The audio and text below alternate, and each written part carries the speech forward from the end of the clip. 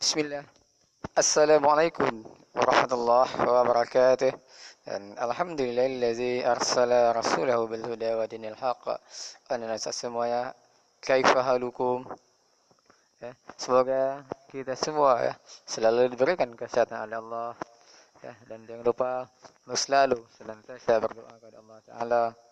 Semoga Allah menghilangkan, mengangkat wabah ini dari bumi ini sehingga kita bisa beraktivitas normal seperti biasa.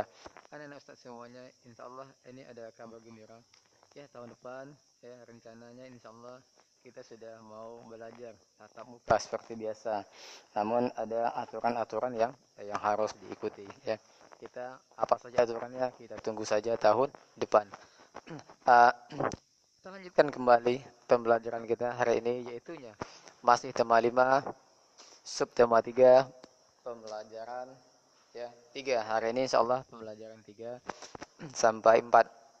Nah, silakan antum buka buku paketnya masing-masing halaman 112 atau silakan perhatikan ya, yang muncul di layar HP-nya masing-masing. Anak Ustaz semuanya, di sini hari ini kita akan belajar di pembelajaran kita pengaruh ya letak geografis Indonesia terhadap kehidupan sosial ya.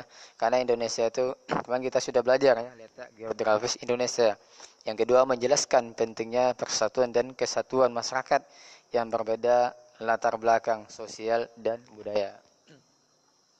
Oke, perhatikan.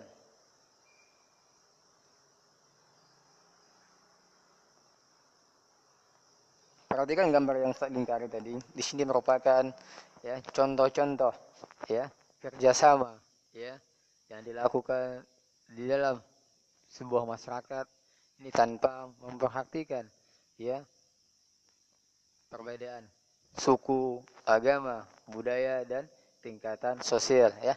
Yang pertama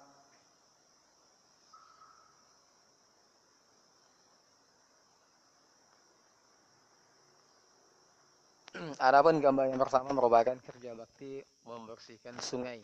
Kalau di Batam tentu tidak ada sungai. Biasanya kerja bakti membersihkan parit-parit ya yang ada di lingkungan tempat tinggalnya masing-masing. Ketika seseorang melakukan ikut gabung bekerja sama kerja bakti bersama dengan kawan-kawan yang lain, tentu tidak ada lagi perbedaan mau agama apapun, mau orang kaya orang miskin apapun status sosialnya dan apapun budaya tetap bergabung. Yang kedua ini merupakan gotong royong membangun rumah. Kalau di Batam ini biasanya agak-agak langka, biasanya ini ada di kampung-kampung ya. Biasanya kalau di kampung kalau ada membangun rumah biasanya itu membuat pondasi atau menggali pondasi, biasanya diundang masyarakat setempat untuk membantunya ya. Kalau di Batam agak-agak jarang. Yang ketiga ini mengumpulkan bantuan untuk korban bencana alam. Ini biasanya ada, kita lihat itu ada beberapa di lampu merah, ada beberapa mungkin organisasi atau orang sekelompok orang yang meminta bantuan membawa kotak, membawa kotak dari kardus nanti membentangkan spanduk. Maksudnya nih infak ini atau bantuan ini akan diberikan kepada pihak ini. Mungkin antum bisa melihat, pernah lihat di lampu-lampu merah biasanya. Oke, perhatikan. Nah, uh,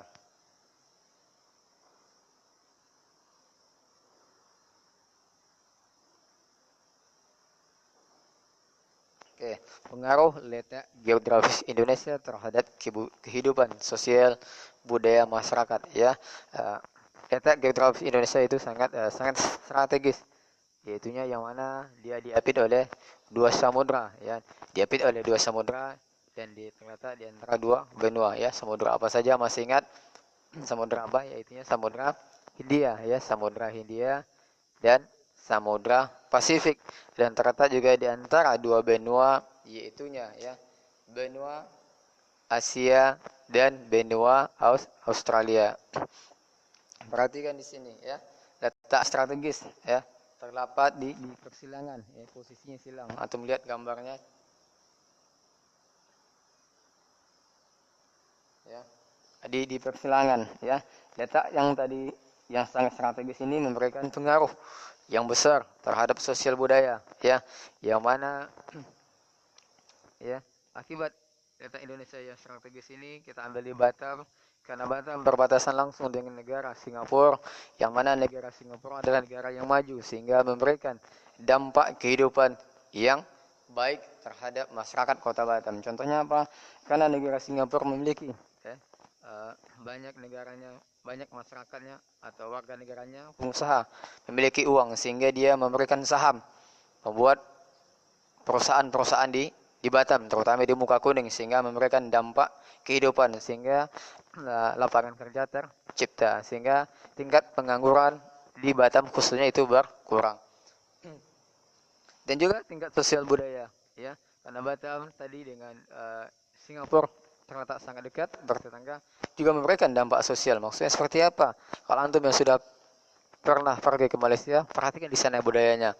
Tentu kalau bahasanya ya pakaian-pakaian yang mini, yang sangat-sangat tidak pantas, yang belum selesai. Kalau di Singapura tuh santai saja untuk memakainya, sehingga dia masyarakat masuk ke Batam juga seperti itu pakaiannya, ya, pakaiannya yang begitu-begitu sempit, yang begitu-begitu ketat.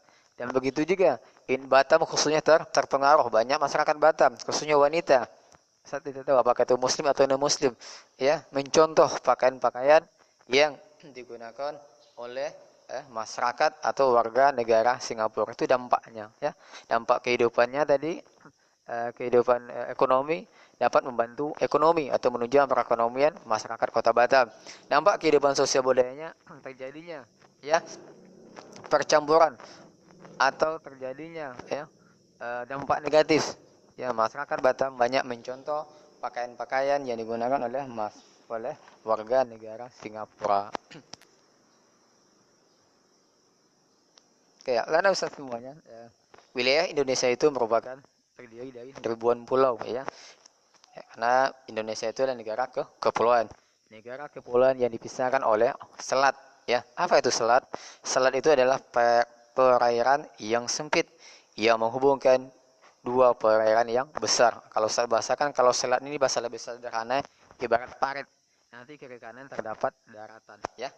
Nah, kan nanti ada selat Sunda, ada selat Malaka, nanti dan selat-selat yang lainnya, ya. Selat itu kalau saya bahas sepertinya itu ibarat parit, ya. Ya, selat itu adalah perairan atau laut yang sempit yang menghubungkan dua perairan. Maksudnya itu seperti parit, kiri kanannya terdapat daratan, begitu, ya. Ini mencari pikiran utama, ya, tentu, dan informasi penting. Contohnya pikiran utama yang terdapat pada paragraf halaman 113 adalah, ya, biasanya terdapat di awal paragraf. Pikiran utama ini sama dengan ide pokok, ya, sama dengan gagasan utama, ya. Adapun pikiran utama pada paragraf pertama adalah secara geografis Indonesia diapit oleh dua samudra dan juga dua benua. Informasi penting itu tentu, ya. Apa saja informasi penting yang untuk mendapatkan dari membaca paragraf tersebut. Oke. Selanjutkan.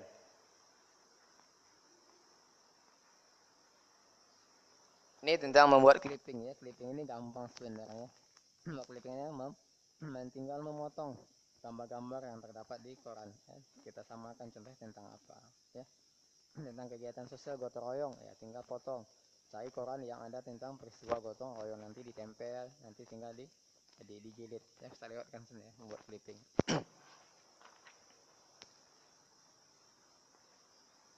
Nih, masyarakat Bali yang nomor satu, ya, yang mana Bali ini merupakan, ya, salah satu provinsi yang terdapat di Indonesia, ya.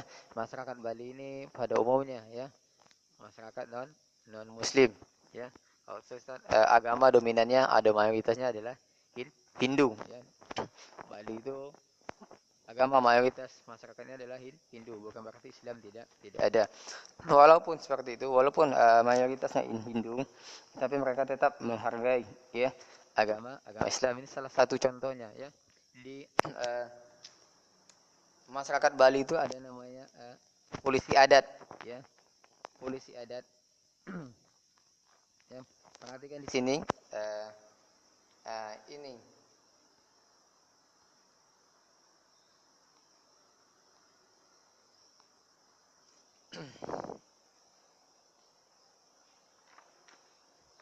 Ya, itu terdapat namanya polisi adat. Ya, polisi adat yang menjaga umat Islam ketika melakukan ibadah. Intinya saling menghargai, saling toleransi, ya, membiarkan agama lain melakukan ibadah sesuai dengan keyakinan mereka masing-masing.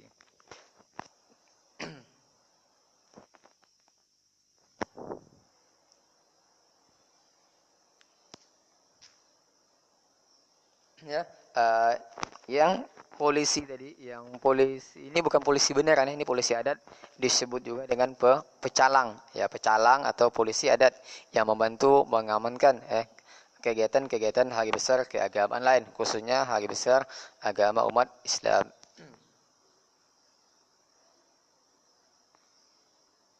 Saya lanjutkan. Pembelajaran 4 ini menjelaskan pengaruh letak geografis Indonesia terhadap kehidupan ekonomi masyarakat. Yang kedua, menjelaskan pentingnya persatuan dan kesatuan. Nah, saat ini ada poster sepertinya Indonesia hebat, sama seperti sekarang kan, yang lagi logonya kerja, kerja dan kerja. Ini contoh poster, ya, Indonesia hebat. Nah, perhatikan ya, poster bertuliskan Indonesia hebat. Ini terdapat yang diambil dari sebuah surat kabar, ya, bisa majalah ataupun koran. Perhatikan.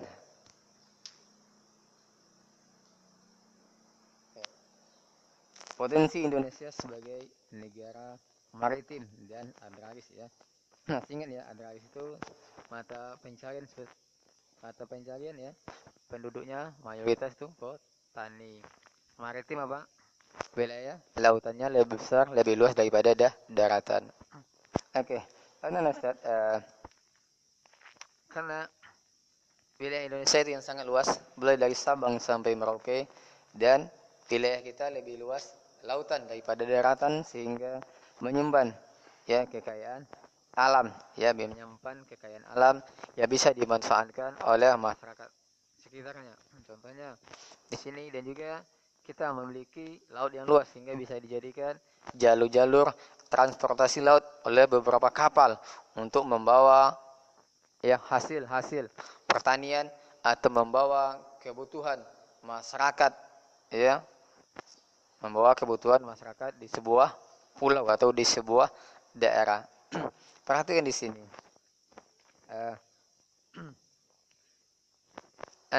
Sumber daya alam yang tersimpan di dalam laut Indonesia itu sangat banyak, ya. Menurut data Food and Agriculture Organization atau FAO tahun 2015 menyebutkan bahwa Indonesia ini merupakan penghasil terbesar di dunia untuk produk rumput laut dan ikan tuna, ya. Ini menurut FAO tahun 2015 katanya bahwasanya Indonesia merupakan, ya, penghasil utama produk, ya, penghasil utama rumput laut dan ikan tuna. Nah, kalau di Batam ikan tuna ini sangat mahal, ya. Ini di Anambas, di Natuna sepertinya sangat banyak ikan Natuna. Harganya cukup mahal dibandingkan dengan harga ikan-ikan yang lain. Dan juga bukan hanya di laut, ya. Alhamdulillah tanah Indonesia dianugerahi Allah Ta'ala, ya, sangat-sangat apapun yang ditanam, ya, sangat subur. Apapun ditanam, insya Allah berikan kemudahan untuk tumbuh, seperti cengkeh, tembakau, teh, karet, kopi dan tebu, ya. Itu beberapa contoh, ya, dari hasil pertanian atau perkebunan yang ada di Indonesia. Ini pikiran utama. Saya lanjutkan lagi, ya, pikiran utamanya. Kebesaran.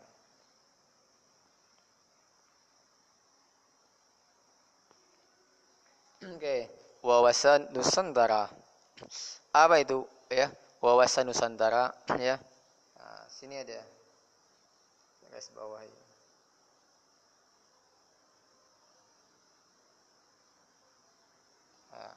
Yang saya garis bawah, ya. Wawasan Nusantara. Mana dia tadi? Wawasan Nusantara adalah cara pandang dan sikap bangsa Indonesia mengenai diri dan lingkungannya dengan mengutamakan persatuan dan kesatuan bangsa. Maksudnya wawasan Nusantara ini cara pandang, kita sebagai masyarakat Indonesia terhadap negara kita, ya, terhadap pentingnya persatuan dan kesatuan. Yang mana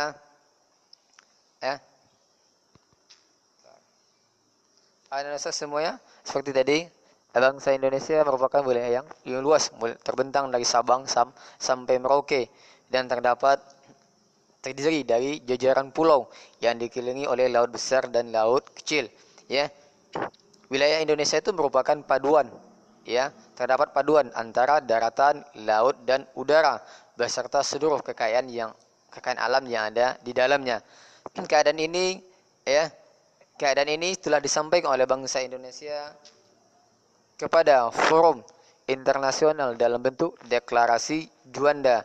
Deklarasi Juanda pada tanggal 13 Desember 1957.